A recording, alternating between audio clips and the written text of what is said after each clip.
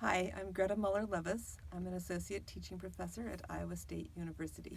I'm John Levis. I'm a professor at Iowa State University. The set of 4 activities that we are going to present are inspired by a 1971 article by Virginia French Allen, Teaching Intonation from Theory to Practice. It's still one of the best articles for teaching ideas for intonation. In the article, Allen suggests that we teach intonation with single words or short phrases rather than full sentences. This makes the contribution of the intonation more clear. So the activities that we use also help learners connect pronunciation to conversational norms. We don't always speak in full sentences, and our responses to others are often only single words or short phrases.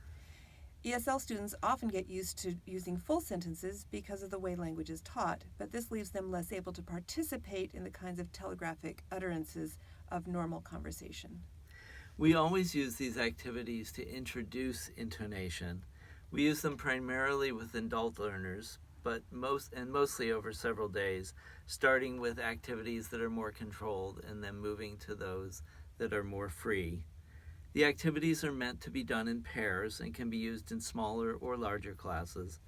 For materials, you can use the activities we've created or adapt them to your own set of short conversations.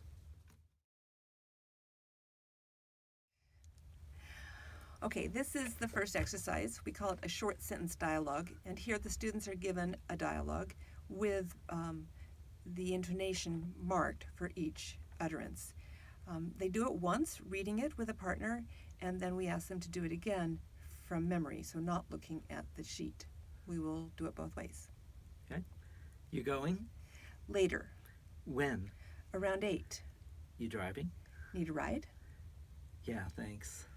Okay, meet you here? No, at the library. Okay. You going? Later. When? Around 8. You driving? Need a ride? That'd be great. Okay, meet you here? No, the library. Okay, in this exercise is called the mixed up dialogue. In this exercise, students are given several utterances, mostly one word, a couple, 2 words, and they're asked to put the sentences into a sensible order because what they're given, the sentences are all mixed up. They should start with the first utterance, but after that they can figure out what they want to do. They also have to decide in their pairs what intonation they want to use.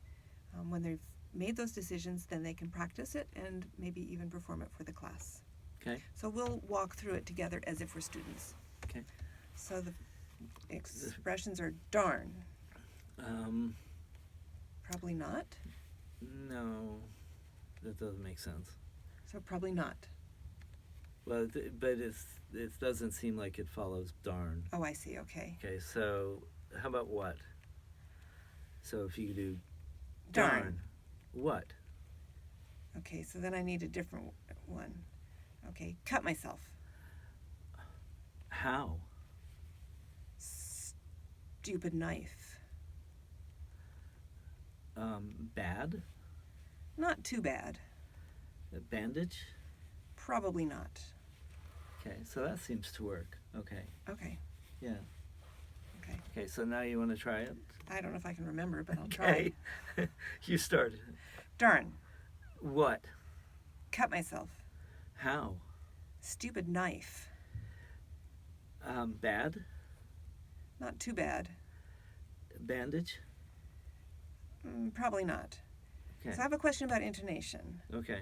So I'm not sure whether my intonation on stupid knife was... I think it's probably falling because it's like darn. Okay, so darn and stupid knife. Right. Stupid knife. No, stupid knife. Yeah. Okay. Okay. Okay. Okay, in this exercise, the students work in pairs. One student starts a conversation with one of the words that's under the column that's labeled openers. The other student needs to respond with an appropriate word from the initial response words, and that can be any of those words. And then the first student needs to continue the conversation as best they can. They need to use rising or falling intonation and try to keep the conversation going appropriately depending on the intonation, and continue as long as they can until it no longer makes sense. We'll give it a try. Okay. Do you want me to start? I do. Okay. Ready? Yeah. Now? Almost. When? Later? How much? Very, but that doesn't make sense. Okay. Okay. So why don't you try one with an opener? Okay. Trouble. What? I'm kind of difficult. The house? Yeah. What now? Plumbing. Oh no. Call a plumber? Yeah. Okay. All right. Okay, this exercise is called rejoinders, and like others, it is done in pairs. The students have a set of short sentences, mostly one word, some are two words.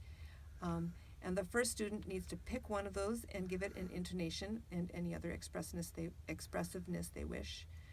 The second student has to come back with any appropriate rejoinder, and then the first student responds in some sort of short sentence.